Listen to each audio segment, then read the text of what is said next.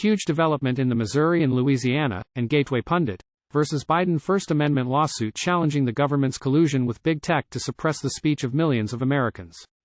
Looks like Gateway Pundit is going to the Supreme Court.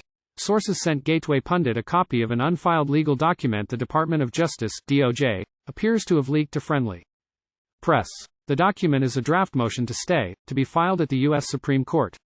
The draft motion asks the Supreme Court to stay, halt, last week's ruling by the Fifth Circuit Court of Appeals.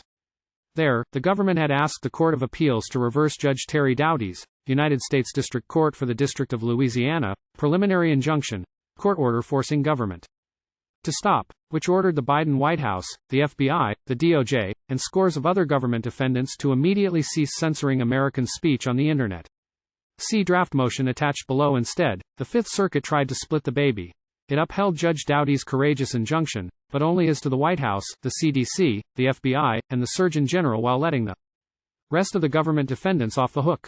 After the Fifth Circuit's ruling, there was some question and speculation as to what the government's next course of action would be. There were numerous strategic legal options for them to pursue, with a possible Supreme Court challenge perhaps being the most direct path. This leaked DOJ motion to stay indicates that the DOJ is going to try and reverse the portion of the injunction left in place by the Fifth Circuit. That is, the DOJ is going to try and stop the order, injunction, stopping the White House, CDC, FBI and Surgeon General from censoring speech, and overturn the Fifth Circuit.